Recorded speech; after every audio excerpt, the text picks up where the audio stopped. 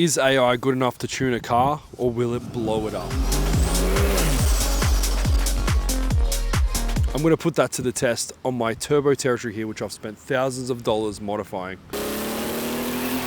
So after recently fitting a new turbo to this car, it does need a retune. It's already got a few tasteful modifications, such as 1000cc upgraded injectors, which means we can pump around 4 times more fuel than the stock injectors. It's also got an upgraded fuel pump. It's had an air intake upgrade. It's got a Falcon front mount intercooler setup. It's got a Venom exhaust high flow cat midsection. And we've also debunged the exhaust. So super weird, but when these Territories came out, they made the exhaust system a dual setup, but then they put a bung or a block off plate in one of them, so only half of it works. But we have removed that, improving the flow. There's a few key things we need to tune this car, and if you're interested in tuning, watch along. It's the first time we're giving this a go. Chances of blowing up this car equal very high. So another thing that's crucial to tuning is the wideband. So this tells us the air to fuel ratio while we're on boost, making sure that we're not leaning it out, because that's how you blow your engine. But we have to find this Tactrix cable, could be in the house. This is the cable here. So you can buy this from TI Performance website, link in description. So you need this if you want to tune your own car. If you don't have it, you can't tune it. So this Tactrix cable plugs in underneath here. And we've actually got ours just there. So you just plug that in, it'll light up. So a little light on the end. I just run that over the steering wheel. And we've got our experienced, professional, and qualified tuner here, T, who's a so very, she's actually got a degree in AI car tuning as well, so we've got the laptop, so let's go blow this thing up. So excuse the smash stream, we had a boo-boo there with a golf ball. So this is PCM Tech. It gives you access to all these different ECU parameters that you can change, including like adaptive learning, AC control, accelerator pump, like there's just so many different things you can change. Coasting fuel shut off, you can do crackle pop tunes, so much stuff, like it would take you probably years and years to learn it all. Knock sensors, and play with the fuel injectors, so we've messed around with a bit of that as well. Because we've got aftermarket injectors in this car, we've put all the data. So if you install your own injectors, you can actually put the base map in to drive the car. But today we are messing around with boost. So we go up to, you know what? This could actually be the EA tune that's loaded in here. So what we're gonna do to make sure we're reading the right tune is we're gonna read what the tune on the car, read and write vehicle. So this will actually read the tune that's on the car. So you've got a read and a write flash. The top one is read and write PCM, which is the ECU. I don't know why it's called PCM, but then there's TCM, which is transmission control module. So we don't really want to mess with the transmission today. We only want to mess with the engine ECU. So we're just going to read what's on there to grab the tune off. Sorry, the laptop's messing up a little bit. Close the current file. So that means we're using the file that's on the car. So the car should turn off now by itself. Scary.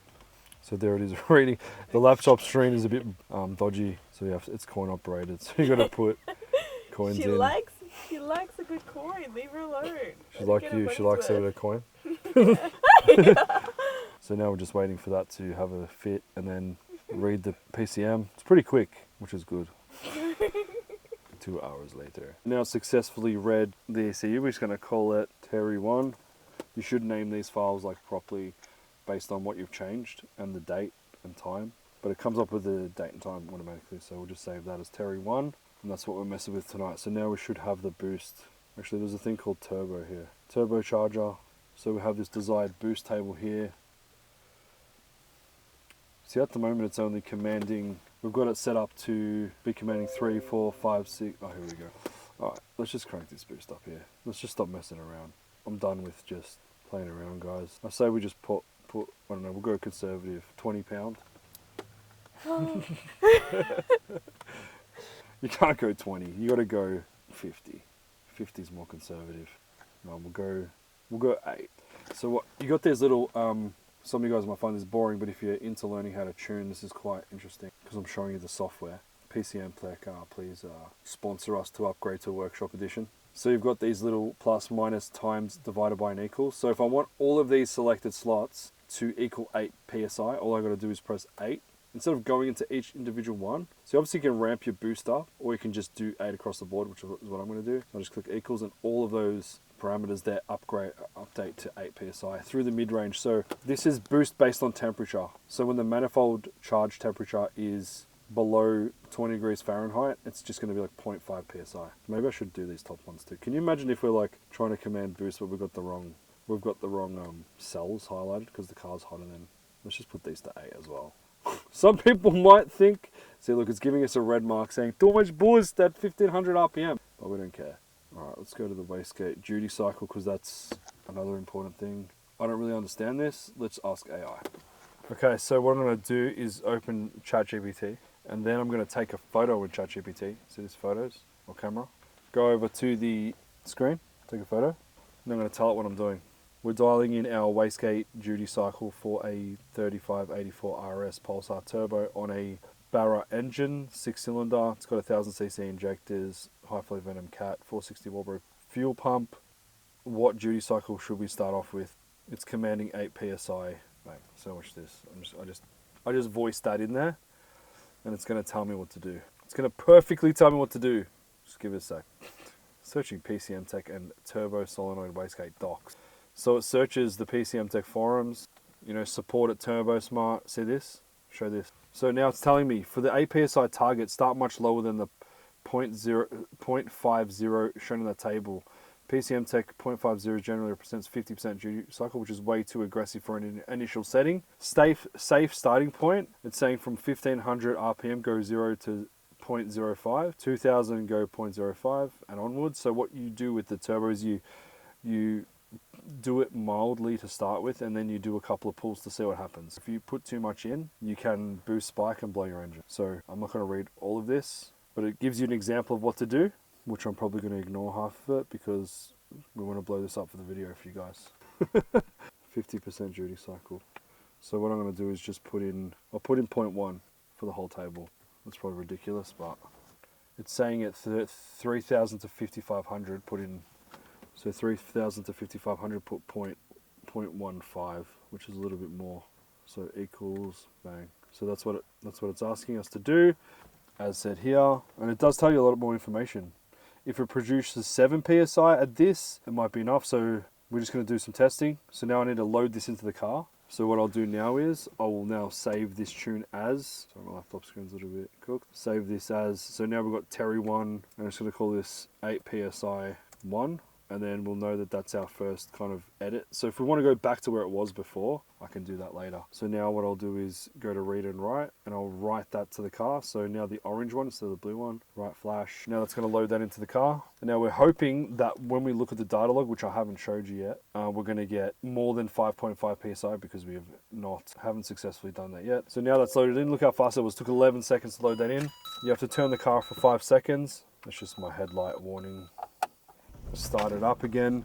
Now what we'll do is open up the data log. So this is the data logger, which is really, really cool. You can see all these different parameters that your car's doing that usually you can't see on the dash. So we can see here RPM, we can see air mass density, throttle position, engine oil temperature, EOT. Oh no. The speed, the knock degrees, long-term fuel trims. We're going to see boost pressure. This one here is a wideband that we had on the EA, so just disregard that one.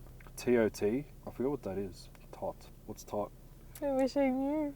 Transmission oil temperature, 51 degrees on the trans. ACT, Australian Capital Territory. No, that's air charge temperature. So at the moment we've got 54 degree air getting sucked into the engine. Once we start driving, because the car's been sitting here idling for a while, it's just the heat soaking. You see the short-term fuel trim is sitting at 1, which is perfect. And then the ECT, which is the engine coolant temperature. And this shows our spark degrees, which I was explaining to you last night, the timing of the spark. So we're going to go for a drive now. We're going to go to an open area and do a little pull in third gear and see if this boost pressure goes more than 5.5. So and if it does, that's a good sign. So we've just got to the road. We're going to do a little, it's a 100-kilometer road or 80 or whatever.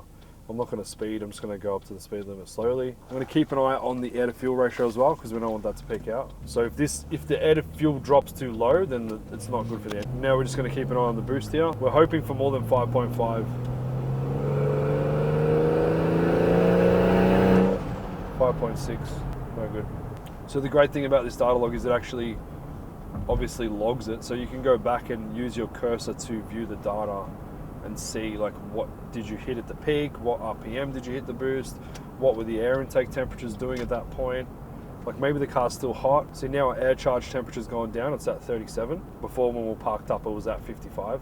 We could probably just keep cruising on this road and you'll see this number keep going down, which will then give us better performance. But what we're trying to do is see this boost go up because we're trying to add a bit of boost into it. All right, we're gonna do another little baby one here just to second check it, which is at the red light. Pretty nice open road. I like to do it in third gear because it's less load.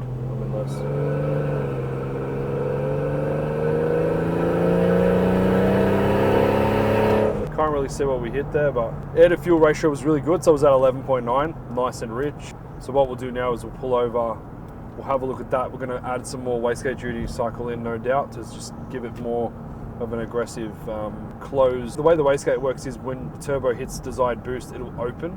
And what we want to do is we want it to stay closed for longer to hold the boost in, because now it's just opening at like too early. So we'll find a safe place to stop and we'll ask AI what we need to do, and hopefully we have some success tonight. So we're going to check out how much boost we hit. If this laptop screen wants to, oh my goodness, oops. This is so annoying. This wasn't doing this last time. All right, so have a look at the laptop screen. So what we need to do now is scroll back to our parts where we did a pull. So this little bar at the bottom here, I don't know how you can see that. There's a little bar at the bottom here where you can scroll along. And you can see there's little peaks. So this little peak here, now on the main screen, this little peak is where we did a pull. So what I'm going to do is just highlight it, and now we can use the keyboard to, like, you can scan across it and see the boost pressure. So right now, 5.57 psi, that's what we hit, and you can scan across the pull and see that the boost didn't really change much. It got to, okay, when I backed off, it does a little spike, but we don't worry about that. 5.92 right at the top. So we're trying to command 8. So what we'll do now is we're going to take a photo of this, put it into AI and say this is what happened. First time we're doing this long form filming with the phone. So the great thing is when you keep putting in different data, it just remembers it as you keep going. Like it remembers everything you're doing. Photo. So I'm now just going to go into the camera. Again, take a photo of this data log, making sure I'm showing the boost and what it hit at that point. And then what I'll do is I'll go into the wastegate duty cycle and I'll take a photo of that too. So you can add multiple photos. You can add a photo of the desired boost table, this table, the other table, and have multiple photos go in, because then it will analyze them all and tell you where you may be going wrong. Or you can just get someone to tune your car for you and they'll do all this for you, but then you're not learning anything, are you? Look, it's pretty risky doing this. You could blow up your engine, but you know, sometimes we need an excuse to build an engine. So look, it's telling me now, looking at your screenshot, this is actually looking pretty sensible as a base map. What I can see, your desired boost is 8 psi at around 80 load onwards. Your wastegate duty cycle is 5% to 10% to plus 15. Boost in the log is 5.57 psi at the cursor. Wastegate PID target is blah, blah, blah, which is approximately blah, blah, blah. So it's still trying to build boost. Lambda is X amount light load, so you're not even too wild open throttle enrichment. A flat 15 psi duty cycle for a pulsar is actually conservative. So now it's telling me, it should be telling me to up the wastegate duty cycle. It's saying don't jump straight to 30-40%, but we're going to do that, because we just want to get this done. Look, that's what we did last time though, and it didn't work. I know. Well, that's why we're just going to do it, because I don't want to go, like, just turn this up a little bit more. That's it. We get to test this out one more time. Probably more than one more time, but maybe 2 more times, 3 more times. So I've been 5 seconds. Right, so we'll open up that data table again. So now we have 30% wastegate duty. So what happens? Our engine light's gone away. That's a plus. We made some progress tonight. I was looking at it today and I was like, oh my gosh. No, it's just because I've tuned it myself. Alright, so you gotta watch this number here. Second gear.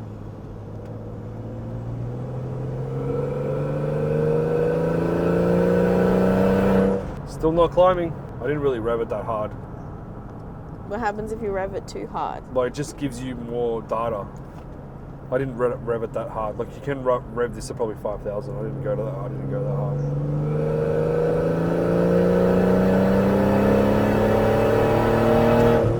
I wonder what will happen if we just put 100% duty cycle and just put it all the way. Well, we're not building any boost. Good thing is the air to fuel's good.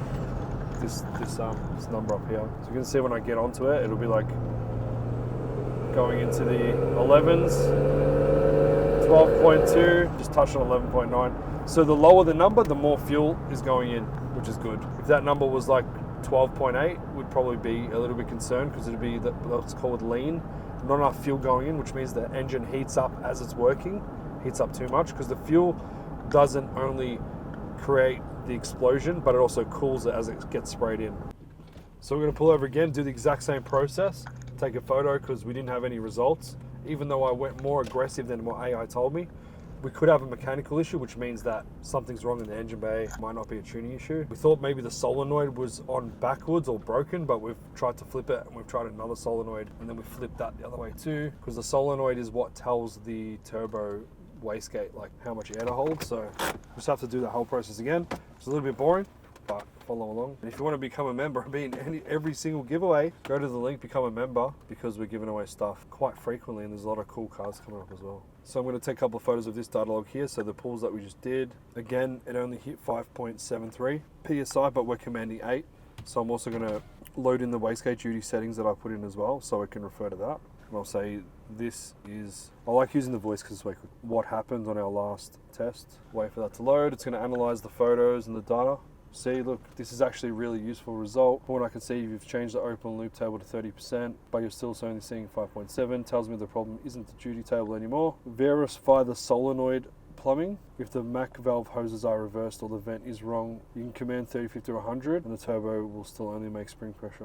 For a typical 3-port MAC, it tells you how to set it up. So it's telling us that the solenoid is an issue with that. Maybe what we should do is go home, open up the engine bay, let it cool down. We'll double check the wiring and the plumbing. It's going to be super hot in there because we've been doing pulls. We'll do that, grab another battery and see what the go is. I just want it to work. So right now we're just going to open up the hood.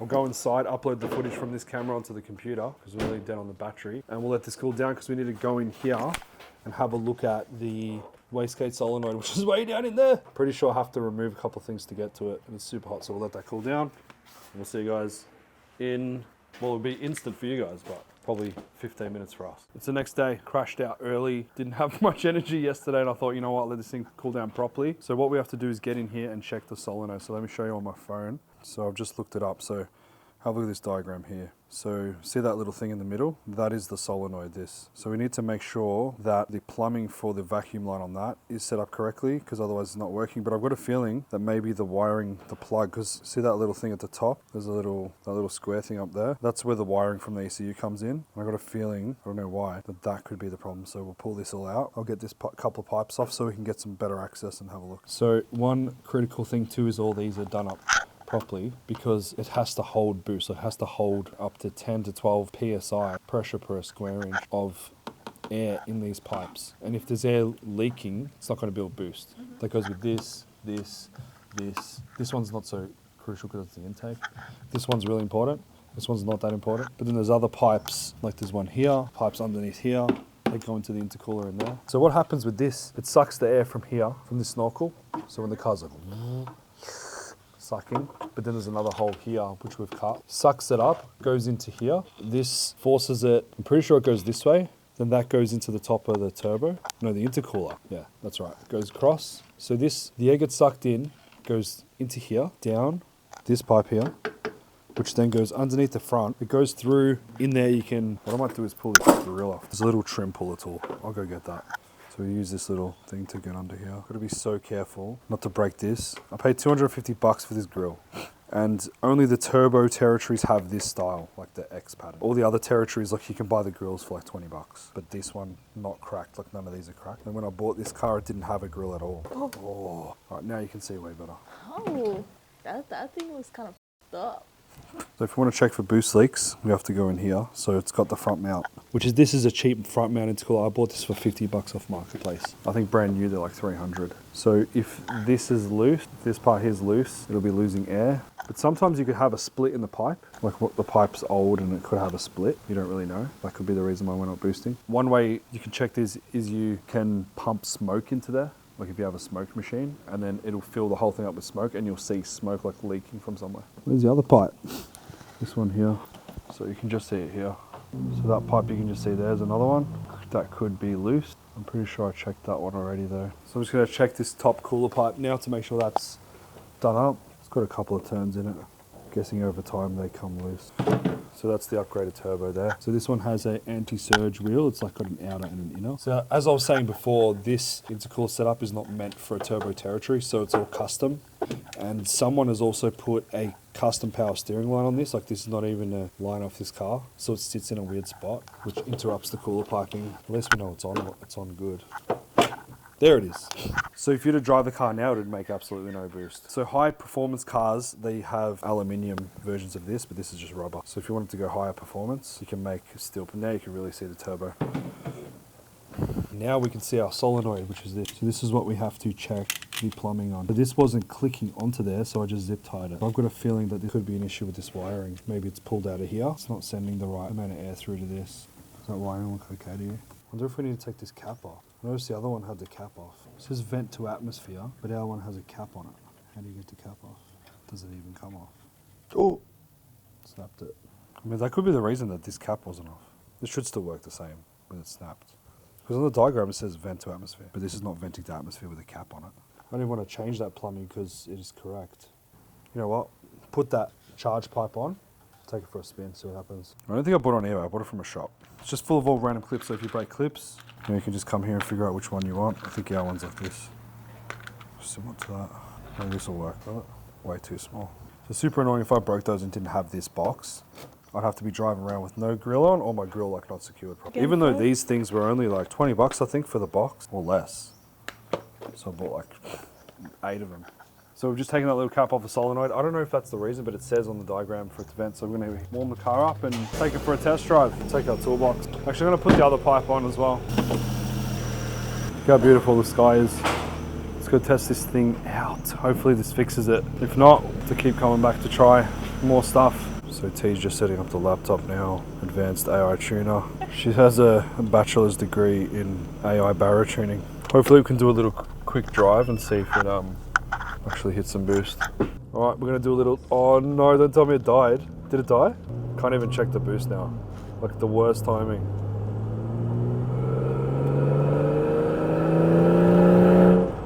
Can't tell anything. Got to go home now and charge the laptop. So there you go, guys. Tune in for part 2 to see if we blow up this engine because we're kind of crazy. Laptop is charged. We've come home, let that charge up. Super annoying. But let's go back out and see if this thing's building boosts. No, you need to open up the Territory tune that we last put in.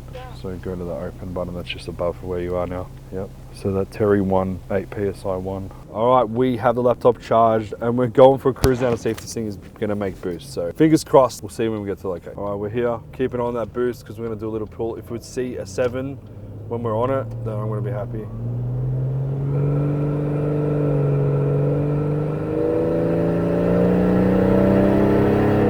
Same. How annoying. All right, back to the drawing board. Gotta let the car cool down. So now we'll go back to the drawing board. We've got an issue. We checked a couple of things. We're going to ask AI what we need to do next. So we reckon it could be the wiring that's the issue because we just had the same results again. So what I'm going to do is put a photo of, so my camera, take a photo of the data again. I'm going to say, hey, we checked everything. Could it be that the solenoid wiring has an issue? And is there a way to test that via forescan? All right, so we're going to see what it says now. Yes, absolutely. It could be the bowl solenoid or its wiring. Based on everything you've shown me over the last few days, you're only getting about 5 to 6 PSI. You've already checked the plumbing. The turbo is capable of much more. The duty cycle doesn't seem to change, affects boost. The boost control solenoid not being actuated. Wiring to the solenoid or the ECU not actually commanding it. Can you run a test? Unfortunately, it's called out. Forescan does not have an active test. Here's how I'll test it. With ignition on, unplug the solenoid, plug it back in when someone cycles the key. Generally, you won't hear much because it isn't commanded continuously. Measure the coil, disconnect the solenoid and use a multimeter. Across the 2 pins, you should see roughly 20 to 40 ohms. All right, looks like we're pulling all the pipes off again. The things you do to win car races. So we're going to open up the engine bay because now we've been out driving. It's hot again. There's no way I'm going to be working in there with the solenoid, so let that cool off a bit. Got to take all the pipes off. I'll probably just start doing that now, actually. I've done it before. Someone's calling me. Persian Prince. Guys, have you been to the Persian Prince food man before? Hello, brother. I'm good. How are you? But first, quick fairy bread break because, you know, we need that extra concentration. So we're going to test out the solenoid to see if it's working. We're using this multimeter. So this thing here, you can turn it on. You can run a circuit through it and it tells you if the thing's getting power or not.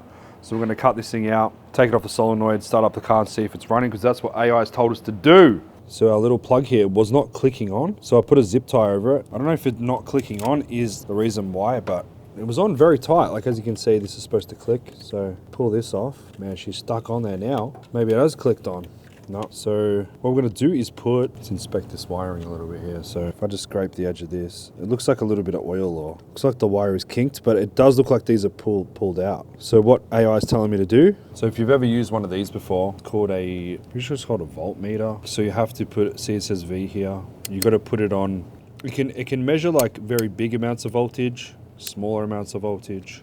We want to put it on this 20 setting because it's going to be around 20 volt. Then what we do is grab these two prongs, put one of them, try and do it so you can see one in one and one in the other. And obviously because the car's off, there's going to be no current. We want to see if the end of this plug is getting power to it. And if it's not, then the problem lies between here or maybe these little teeth are not hitting the little teeth in here. See these little two teeth in there? These two things? They need to go inside those little slots there. So please forgive me if I'm not doing this perfectly because I'm not a mechanic. I'm just a dude giving it a go. Wow, this guy's more than ready to give life a go. So there's one in. I don't know if it's going to fit with these two. Why does it have those things on there? So both of them are in. Yep, that's good. Now film this. See, that's on 0. So my phone I was using before was telling me measure the coil. Disconnect the solenoid and use a multimeter. So that's what it is. It's a multimeter, sorry. I called it a voltmeter. Across the two pins, you should roughly see 20 to 40 ohms. Varies by solenoid. Ohms? Okay, that's this one. Omega. Maybe I need to change the setting. If it is open circuit, it'll show OL, which I think means overload. If it shows 0 to 2 ohms, it means shorted coil. Apply felt 12 volt directly. Using jumper wires, apply 12 volt to one pin and ground the other. You should hear that little thing down there click if it starts. It won't click because it's not connected to the actual solenoid. Let's just see what happens. We turn the car on. It might even go before the car turns on. Tell me if it changes. Did anything happen? Yeah, it's changing numbers. What number is it? Minus 12.20. Minus 12? So it's getting 12 volt to it. The reason it's showing minus is because I've got them obviously the wrong way around. Let's put it the right way around. I can't tell which is negative and positive. So it's getting 12 volts to the plug. I don't think that's our issue. Dum, dum, dum. Till next week on part 3. I think we should send that through AI and see what he says now. I like that. I like that idea, see? All right, wrong phone. So this is so cool. You can actually upload the photo into AI. It will know what it's looking at. It's knowing what I'm doing. Oh, thank you. Wait for the response. All right, the test that is encouraging. 12.13 volts tells us the connector is getting battery voltage. So the power supply to the boost control solenoid is present. It doesn't tell us whether the ECU is switching to the ground side. Next step is to determine if the ECU is actually pushing the solenoid. Check. That was our problem last time. Did you hear it click? No, it hasn't been clicking at all. This is the trigger wire. It's telling me to run volts to that. A lot of things click when you turn the car on. If it doesn't click, the solenoid is faulty. I'm going to plug it back in. You know what should happen if I plug... Now it's got 12 volts. We know 12 volts is going to there. So if I plug this into that solenoid, it should... Never done this before. Ready for it? I didn't hear nothing. Dude, did that actually clip on? It actually clipped on. Wow, we broke it and it works now. Like it actually clicked on. Is there something wrong with the positioning of this clip is why it's not clicking on? I think this clip is maybe bent a little bit. Maybe that's why it's not. See how it clicks off so easily? This little thing here, maybe we need to like massage it a little bit. This is the same as the injector. Thomas knows all about this stuff. Here's the gun when it comes. I feel like the clip's a little bit loose. Maybe that's why it's not clicking. So we've checked all the plumbing. It looks like it's definitely getting power to it. Maybe we've accidentally put on the wrong port. I doubt it, but why not ask the question? Because we're here anyway, so take a photo of that. I spent, I don't know, probably good $400 on that thing. From the photo, it looks like a Turbo Smart wastegate. A couple of things, the threaded port on the top cap appears to be open. That's supposed to be your boost reference port. The threaded port on the top cap appears to be open. It should either have a hose connected to it or a blanking pipe. An open port here will prevent the wastegate from working correctly. The hose connected to the side lower port appears to be in place. No, the boost reference is on the front of the turbo. You can't really see what I'm doing, but I'm just checking if the boost reference pipe, which is the one that goes to this solenoid, is actually snug in there on the turbo. If that's not on, you get a boost leak. So we're going to have a look and double check the wastegate setup. So I'm just going to search Turbo Smart wastegate setup, and there should be a video. Here we go. External wastegates. This is part 1 of most likely a 3-part series, and we're going to just... What a legend. You know what I've just noticed? Have you got your lights still on? I've just noticed that one of the teeth in here is bent downwards. Can you see that? See inside there? That bottom tooth? Dude, that could be our... Can you see that? Actually, both the teeth. See inside? Like, I'm talking about you. You just look. So we're just trying to... We're getting these teeth just biting a bit more because that could be our issue. No, these are too big. Actually, no, look, I did it. I literally just pushed the teeth up again. I put this at the bottom and I just pressed it up. This one at the bottom, pressed it up. Look at it, look how tight they are now. That could be our issue. If this thing clicks on, we're making boost. I'm gonna plug it on the right way. Hang on, this should be underneath there. I didn't really hear a click. See, maybe this in, out all the time. Let me see if they still look... Yeah, so they still look nice and closed. Before those things were wedged open, because these are quite thin. Isn't it interesting how just like one little tiny issue like that could be the reason why your car is not making power? Where's the point of applying it? I actually want to squeeze them just a little bit more. I'm going to go in for round 2. I'm just hoping that when they go in, when it goes in, it ends up in the middle, not underneath. Or let's just send it. Let's do that. Put it all back together. I'll put a zip tie on it. Back to the toolbox. We just fixed up that little possible electrical connection issue. This car was boosting fine, so that doesn't make sense. It's very highly likely that was it. This is it. We're gonna try it one last time. If not, there's gonna be a part 2 episode to this. Let's do it. Hopefully we'll get some boost. So this could overboost. We're commanding 8 PSI across the range, as we remember. So if we go above 8, we'll probably want to back off, and then we need to remove duty cycle out. That's if this problem fixed it. We don't really know. The car's a little bit cool, so I'll just granny drive it for a little bit until it gets a bit of heat, and then yeah, we'll do a pull, and hopefully we're good. If not, part 2. And we'd love to hear your guys' opinions in the comments as well of what you think it could be. I did hear something about open loop versus closed loop tuning. I'm not really too sure or know much about that, but we're learning as we go here. She came good. All right, keeping on that boost. We're gonna do a little thing now. Oh, it's not focusing.